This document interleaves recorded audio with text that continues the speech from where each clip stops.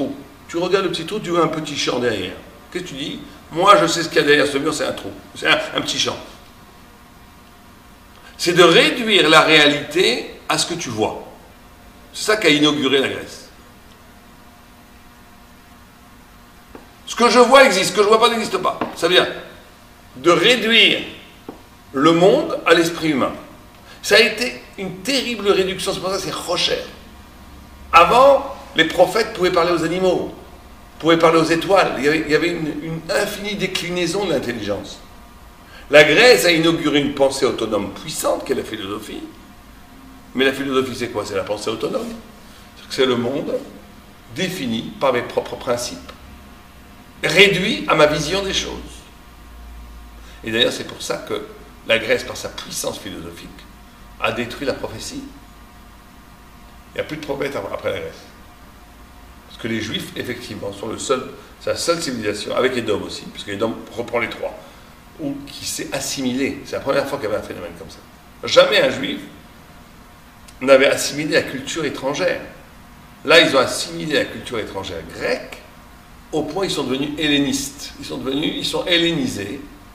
Et donc, la prophétie a disparu. Et les Grecs ont cru qu'ils allaient vaincre le peuple d'Israël en les hellénisant. Or, qu'est-ce qui s'est passé comme miracle en grec?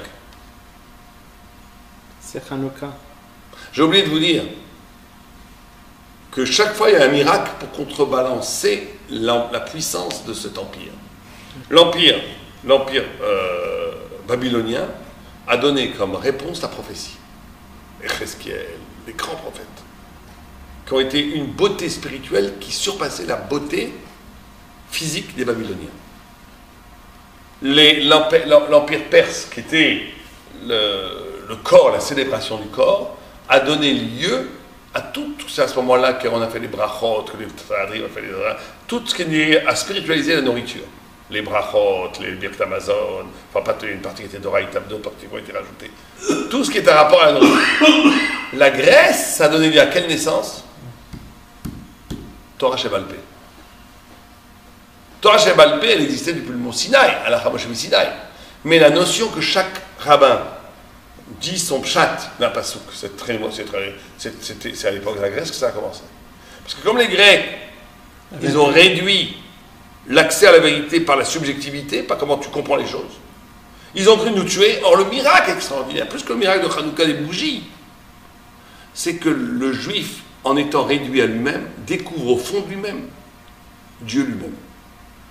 Quand Rabbi Akiva, avec sa neshama, il interprète les psukim, quand Hillel, Shammai, ils interprètent les psukim, c'est pas la subjectivité philosophique, c'est qu'ils trouvent au cœur d'eux-mêmes Dieu. Et ça, c'était le miracle extraordinaire de Hanouka. C'est que le juif, il n'est pas réductible à l'humain. Il en a essayé d'en faire un grec, on lui a coupé les ailes de la prophétie, on l'a fait penser à partir de lui-même, il s'est retrouvé seul devant les psukim, mais comme au fond de lui, les neshama qui tselem elokim, le reflet de Dieu, dans l'introspection de la réflexion par rapport aux versets de la Torah pour les interpréter, les Tanaïm, ils ont découvert la Torah elle-même.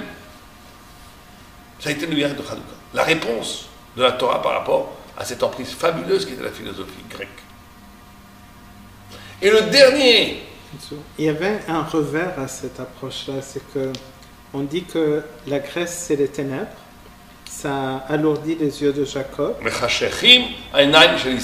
Comme ça il écrit, ouais. Ce qui veut dire qu'avant la Torah, il y avait une seule interprétation qui était claire. Tout à fait. Et maintenant, il y a une série d'interprétations des gens qui se bataillent pour dire chacun leur. Alors ça, c'est une vieille discussion que des sages, des penseurs de la Torah ont. Est-ce que c'est un plus ou un moins? La marloquette. Alors, il y en a plein, et en fait, il y a des textes qui vont dans votre sens, qui disent la marloquette, c'est quelque chose de négatif, puisque ça a éclaté la vérité en milliers de vérités. Puisque maintenant, ça a été une catastrophe. Puisque avant, la vérité était une. Elle était prophétique, elle était unie dans sa vérité. À partir de la chute face à la Grèce, on a eu maintenant des milliers d'interprétations de rabbiniques qui sont des vérités, qui ne sont pas des interprétations subjectives, attention, qui sont des révélations divines au cœur de la neshama de chacun, mais quand même séparées par la subjectivité. Donc il y avait des dizaines, trentaines, centaines, milliers d'interprétations. Donc en vérité, il y a deux facettes à la chose. C'est qu'il y a une perte de l'unité primordiale, mais il y a en même temps un rajout extraordinaire de Torah. Donc il y a les deux facettes. Maintenant la dernière, c'est Édom. Dans le rêve de Daniel, c'est une bête affreuse qui mange les 3 premières et qui, le texte dit qui est formidablement puissante, mais vide. Vide. Ça veut dire quoi? Ça veut dire que l'Occident, Édom, n'a pas comme la Grèce la puissance de la pensée, n'a pas comme la Babylone la hauteur poétique de la beauté humaine, n'a même pas comme la Perse l'exaltation des sens.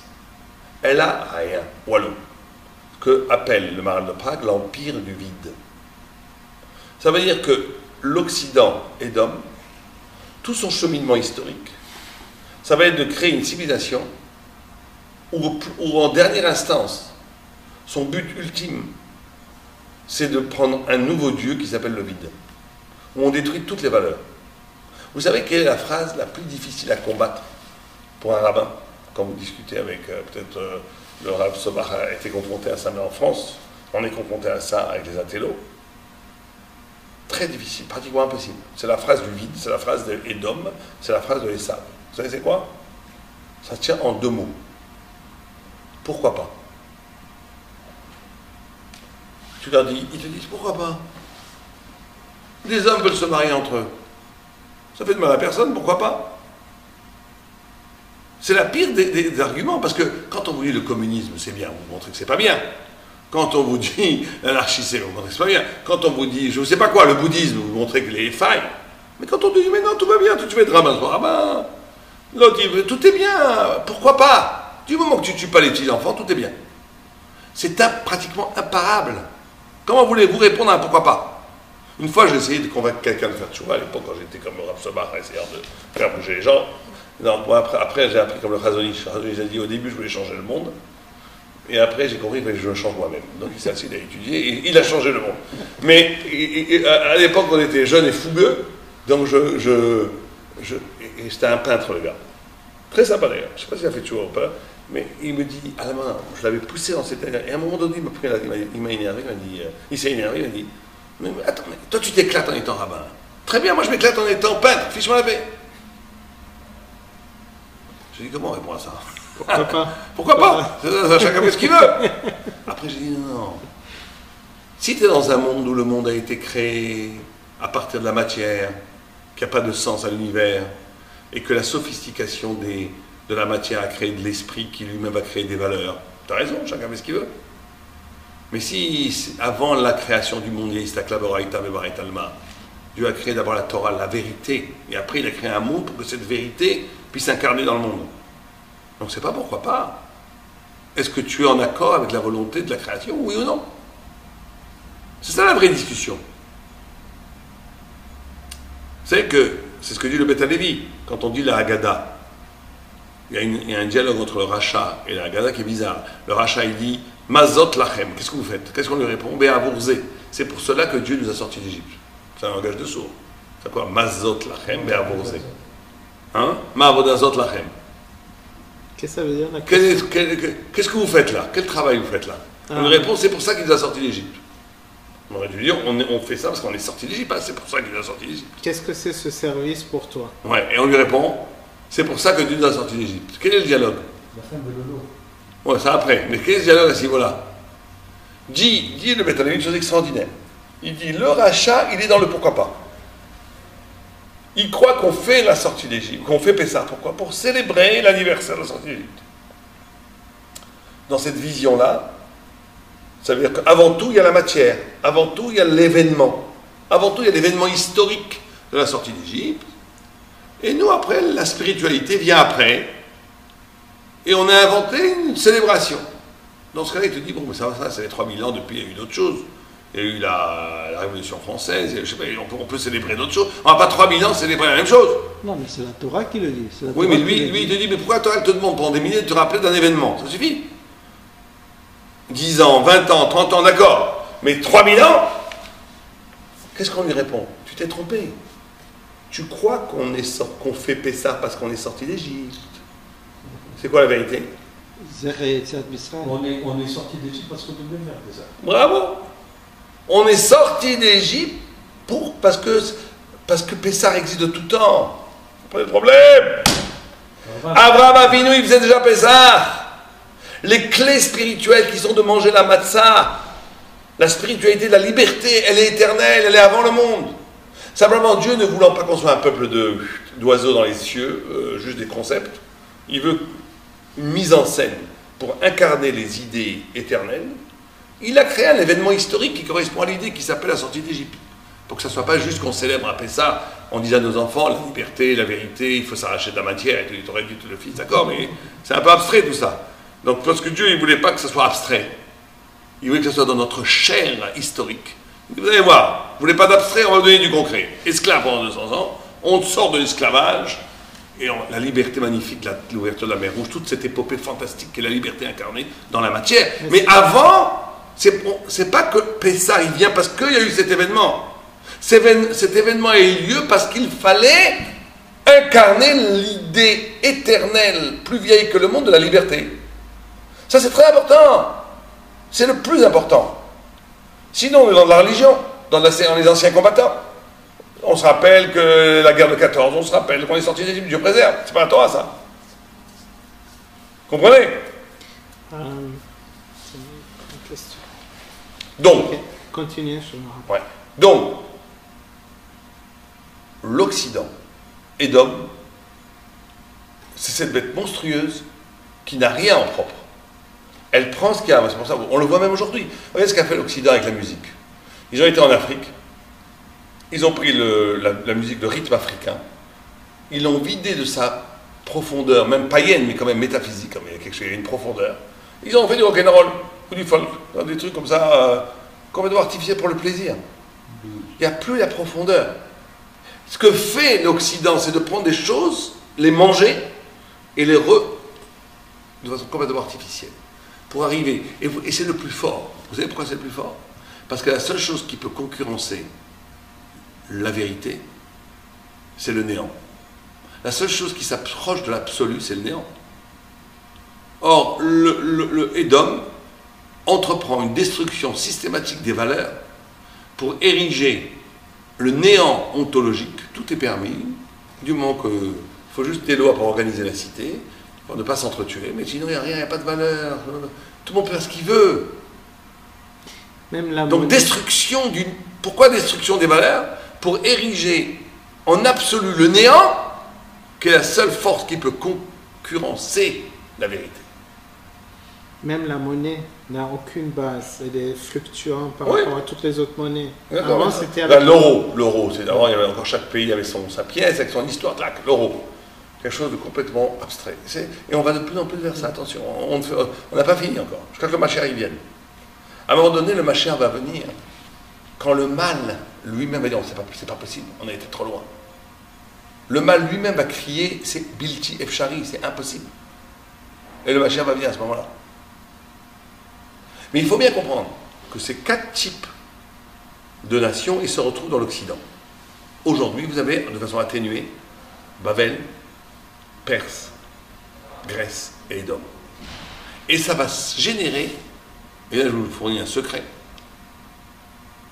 je ne sais pas si vous avez ce genre de problème au Canada, sûrement aussi, 4 types différents d'antisémitisme. C'est-à-dire que tout le monde dit qu'il y a antisémitisme, il n'y en a pas qu'un. C'est pour ça qu'il y a des gens qui sont antisémites. Vous dites, moi je ne suis pas du tout antisémite. Et ils ont raison. Ils ne sont pas antisémites du type perse, mais ils sont antisémites du type babylonien. Certains vous disent, moi je ne suis pas antisémite. Vous avez raison. Ils ne sont pas antisémites du type babylonien, mais ils sont antisémites du type. Donc il faut cartographier bien 400 d'antisémitisme. C'est quoi les 400 d'antisémitisme qui correspondent à cette lutte entre les 4 nations et Israël? Il y a l'antisémitisme babylonien. C'est lequel il n'existe pratiquement plus aujourd'hui. Il y en a encore un peu, mais très peu. C'était l'antisémitisme qui courait, qui était très à la mode au XIXe siècle. C'était un antisémitisme du XIXe siècle en disant, on a dit que Babel c'était la gloire, c'était la force de l'homme, la beauté, sa poésie, sa beauté.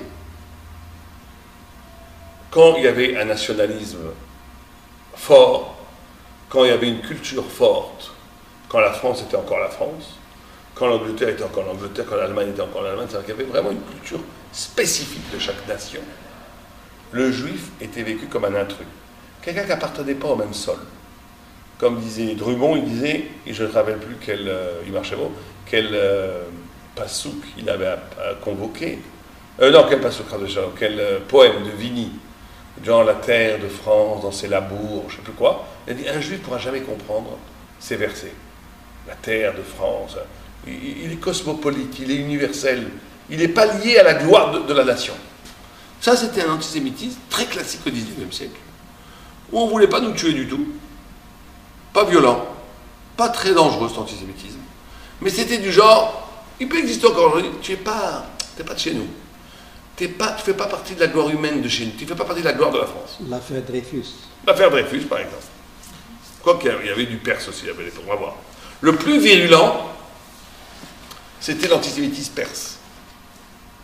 Parce que lui, c'est les nazis. Lui, c'est le corps. C'est un corps, quand il est frustré, il est violent.